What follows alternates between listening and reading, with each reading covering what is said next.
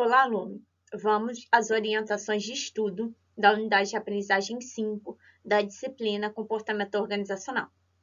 Na unidade de aprendizagem 4, você viu conceitos, tipos, teorias associadas à liderança e como o líder impacta o comportamento de um grupo, de uma equipe ou da organização como um todo. Na unidade de aprendizagem 5, nós trabalharemos com poder e conflito. Como o poder está associado ou não à liderança e como um gestor pode solucionar um conflito dentro de uma organização. Vamos lá? Essa unidade fala de poder e conflito nas organizações e ela inicia conceituando o poder. Robbins define poder como sendo a capacidade que A tem de influenciar o comportamento de B, de modo que B haja de acordo com a vontade de A. Ou seja, só podemos afirmar que alguém exerce poder sobre outros se essa pessoa consegue influenciar o comportamento final do outro. É importante frisar que o poder está diretamente relacionado à capacidade de um indivíduo influenciar o outro. Aquele gestor que tem a capacidade de influenciar os seus subordinados na execução das tarefas a partir de diversas estratégias que nós veremos durante esta orientação, ele tem poder sobre os seus subordinados. A capacidade de influenciar as pessoas é derivada de uma dependência que está diretamente relacionada a 3 fatores. Primeiro, a importância. A pessoa que é influenciada precisa ver aquele fator que o influenciador está tratando, aquele indivíduo que tem poder, como importante. Imagine que você é um gestor e você tem 5 subordinados. Na hora de repassar uma determinada atividade por meio do poder, você tem que demonstrar como aquela atividade é importante diante da situação da organização. Segundo fator, a escassez. Um recurso precisa ser percebido como escasso para criar dependência. Um recurso escasso tem capacidade de influenciar pessoas ou organizações. Imagine que você tem um conhecimento único. Nenhum outro indivíduo tem este conhecimento. Este conhecimento é escasso, é restrito e, portanto, você tem a capacidade de influenciar a organização e outras pessoas. A insubstituição. Quanto menos substitutos viáveis tem um recurso, maior o poder que seu controle proporciona. Imagine que você tem um fornecedor único para determinado recurso da sua organização, para adquirir determinada matéria-prima.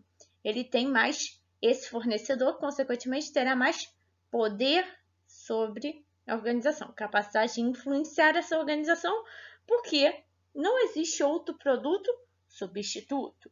A mesma coisa acontece no contexto organizacional. Diferença entre liderança e poder. Liderança requer compatibilidade de objetivos. Poder não requer compatibilidade de objetivos. Liderança, influência descendente, ou seja, do líder sobre o liderado. Poder, influência ascendente ou literais. Liderança. Os estudos são focados na questão do estilo de liderança exercido.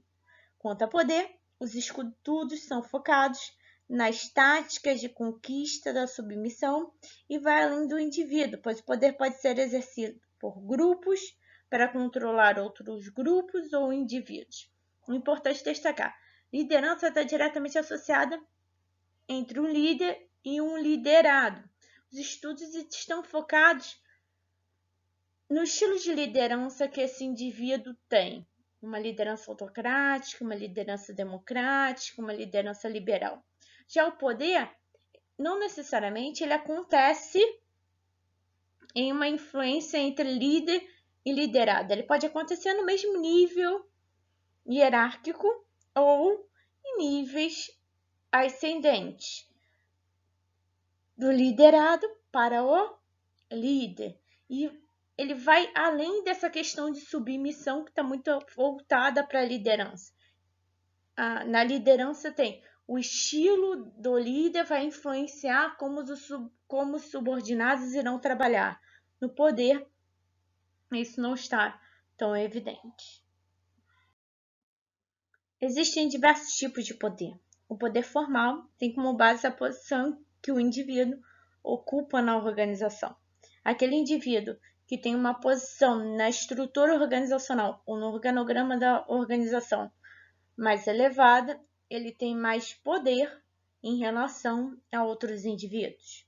O poder coercitivo, que deriva da capacidade de punir ou recomendar sanções pela não obediência. Se você não faz algo, você tem uma punição, uma sanção em relação àquela falta da atividade. O poder de recompensa, em que as pessoas concordam com os desejos e orientações de outrem, porque fazer isso produz benefícios positivos. Ou seja, como o próprio nome já diz, o poder de recompensa está associado a fazer aquilo e ganhar benefícios ou recompensas especiais pelo feito realizado. O poder legítimo representa o poder que uma pessoa recebe em resultado de sua posição na hierarquia da organização, da posse de autoridade formal. A pessoa tem o direito, considerando sua posição e a responsabilidade de seu cargo, de esperar que você concorde com seus pedidos e acate suas ordens. Poder legítimo é aquele que está legitimado, diretamente associado à hierarquia.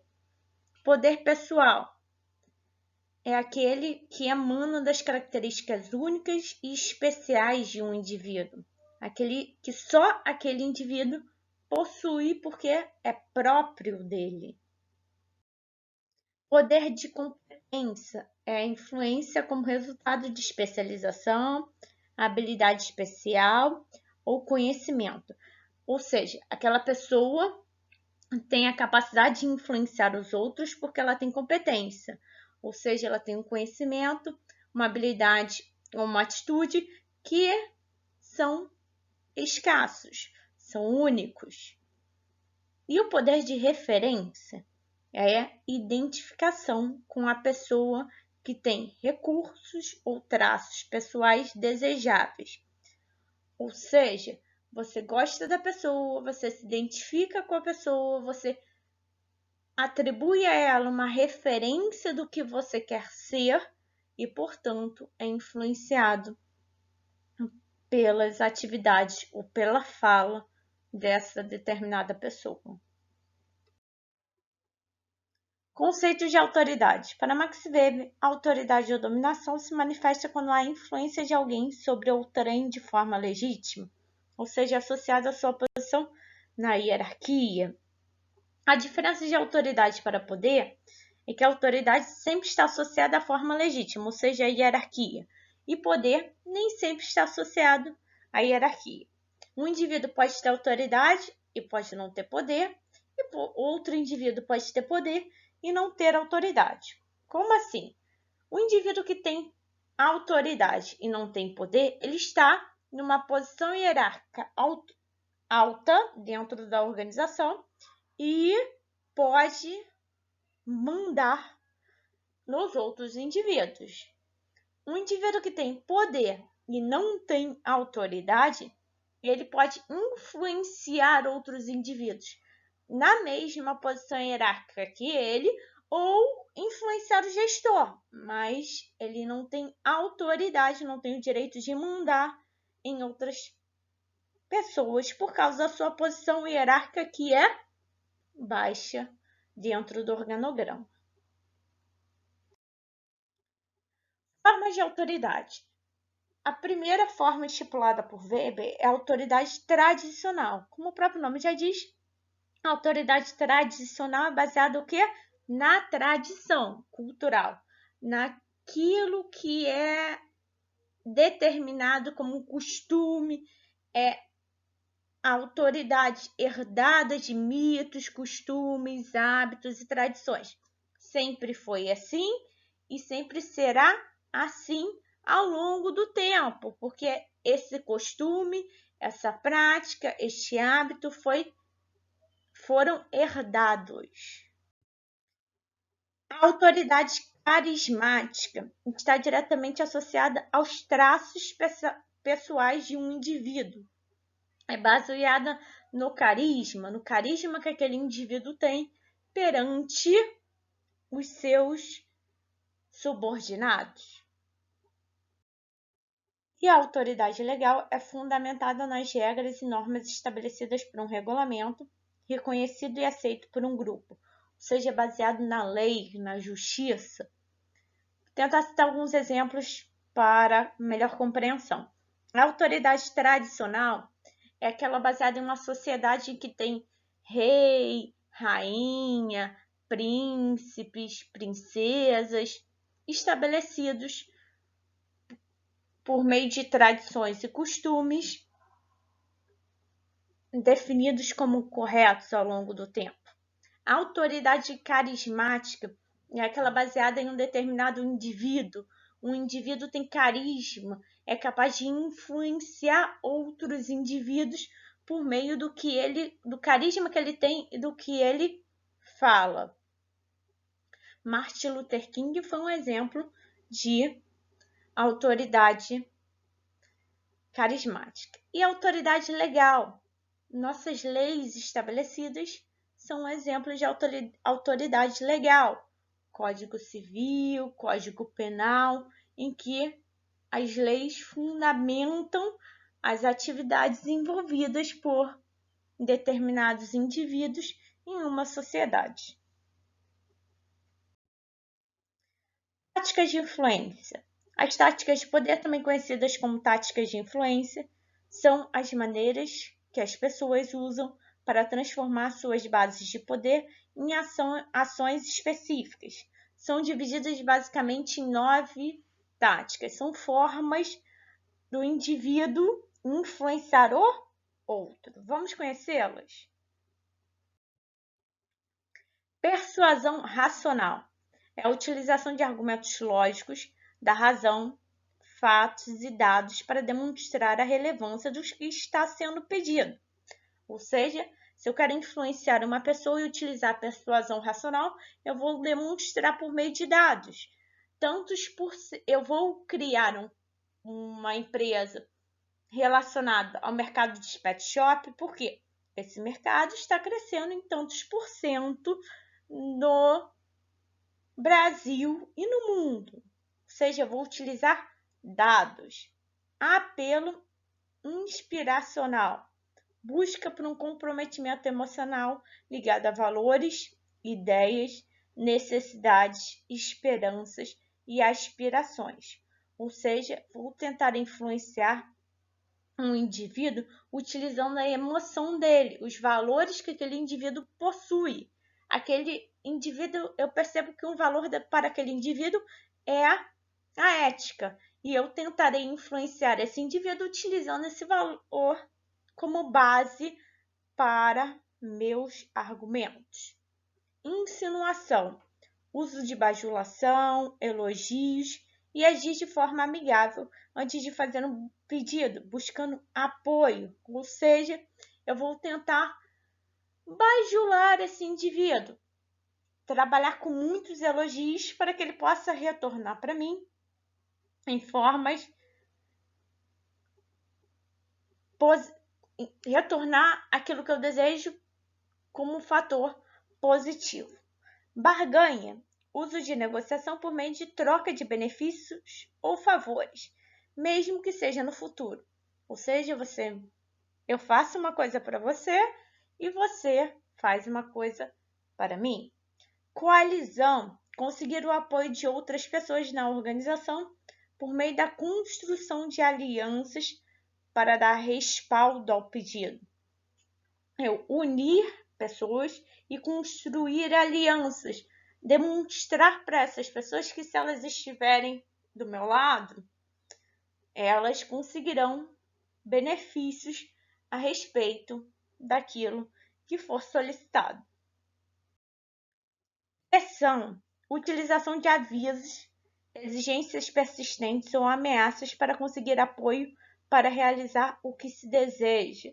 Pressionar o indivíduo, enviar e-mail todos os dias, questionar aquele indivíduo constantemente. Apelo pessoal, busca de apoio com base na amizade ou na lealdade. Você é muito meu amigo e, portanto, deve desenvolver aquela atividade para mim. Consulta, envolvimento e participação da pessoa-alvo para o planejamento de uma estratégia, atividade ou mudança. Caso o apoio dessa pessoa seja desejável e interessante. Ou seja, você quer fazer alguma coisa, consulta aquela determinada pessoa e faz com que ela participe da decisão que deve ser tomada. E legitimidade. Basear uma solicitação na autoridade da posição exercida ou no fato de que ela está de acordo com as políticas ou regras da organização. Pode ser resumido em uma frase: faça porque estou mandando e sou o seu chefe. Ou seja, porque eu tenho uma posição alta na escala hierárquica, você tem que fazer aquela atividade. Abuso de poder. As organizações hoje têm de ter um cuidado com dois fatores importantes: assédio moral e assédio sexual. O assédio moral é a repetição de atitudes por parte de quem está acima na hierarquia que se tornam insustentável a permanência do empregado na organização ou naquela relação com o gestor. Ou seja, um indivíduo que desenvolve atividades com seus subordinados que se tornam insustentáveis. E o assédio sexual, segundo Robbins, é qualquer atividade indesejada de caráter sexual que afete a relação de emprego de uma pessoa, criando um ambiente de trabalho hostil. É importante que as organizações e os gestores tenham atenção com esses dois tipos de assédios. Conceito de conflito. Conflito é uma situação de oposição e confronto que pode ocorrer entre indivíduos ou grupos nas organizações. É um processo, ou seja, algo que leva tempo para se desenrolar, não um evento que ocorre de repente, muito menos desaparece com facilidade. Conflito é uma relação de oposição. Uma pessoa A pensa de uma forma, uma pessoa B pensa de outra forma. O gestor nessa posição deve conciliar os tipos de conflito. O conflito ele pode ser ruim, quando é danoso para as organizações, impede que a organização alcance as metas desejadas, ou funcional, é aquele que exerce efeitos positivos, como permite integrar as relações através de discussões que amenizem as pressões, mantém um estímulo para a atuação inovadora, fornece feedback sobre distribuição do poder e as interdependências na organização, esclarece diferenças e fronteiras entre indivíduos e grupos. A proposta do conflito funcional é transformar essa oposição, essa diferença, em algo bom para a organização, em um senso comum para uma tomada de decisão. Porque no conflito funcional, eu posso considerar que a opinião de B, sendo diferente da de A, são opiniões que o gestor não tinha pensado e que, em conjunto, A, B e o gestor podem chegar a um consenso e a um denominador comum. Existem alguns estímulos ao conflito e o gestor precisa estar atento a eles. O primeiro é o indeterminismo político, em que há uma relação hierárquica política entre os indivíduos e essa relação está sujeita a questionamentos, ou seja, nenhum dos dois quer se subordinar ou demais envolvidos quer se subordinar a um gestor ou alguém que está em uma posição hierárquica elevada. Divergências. Existem diferenças quanto a funções desempenhadas, metas dos grupos, e o gestor precisa estar atento às mesmas. Diferentes orientações de tempo. Há áreas que precisam planejar para o longo prazo e áreas que atuam com foco no curto prazo. Isso pode gerar um conflito. A alocação de recursos desiguais, distribuição de computadores melhores para um determinado setor em relação a outro, quantidade maior de funcionários ou de determinado cargo em um setor em relação a outro, recursos financeiros aplicados de forma elevada em um determinado setor em relação a outro e assim sucessivamente. Práticas de avaliação e premiação de grupos e indivíduos. Precisa haver equidade, senão o conflito é certo. Imagina um setor ganhando mais premiação do que outro sem critérios. É conflito certo. Diferentes status nas áreas da organização. Alguns setores tendo mais importância na organização e mais fatores para a tomada de decisão do que outros. Uma maior remuneração, mesmo tendo os mesmos cargos. Isso pode gerar conflito. Disputas de jurisdição. Quando não está claro de quem é a responsabilidade sobre alguma coisa. Começa um jogo de empurra. Você é quem era culpado para resolver aquela determinada situação, que gera um conflito. Divergência sobre valores e orientações para o desempenho. Pode gerar conflitos. Um acha que o desempenho tem que ser feito de uma forma e outro de outra forma. Existem algumas estratégias para resolução de conflitos. A primeira delas é a competição, em que um indivíduo tenta satisfazer seus interesses próprios em detrimento dos outros. Ou seja, eu prefiro o que eu acho e não me importo com o que os outros pensam. A segunda forma é a colaboração, em que os dois terão de chegar a um denominador comum que é completamente benéfico para ambas as partes. A terceira é o compromisso. O compromisso você vai chegar a um denominador comum, só que ambas as partes irão perder alguma coisa. Sempre há uma perda. O evitamento. O indivíduo evita envolver-se em determinados assuntos, deixando os eventos seguirem o seu curso. Vamos deixar com que o problema se resolva por si só. E a acomodação é a tentativa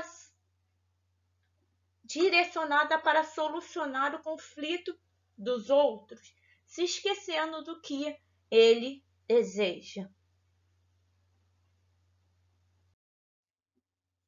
Essas foram as orientações da unidade de aprendizagem 5. Espero ajudá-los a compreender um pouco mais sobre poder e conflito e até a próxima.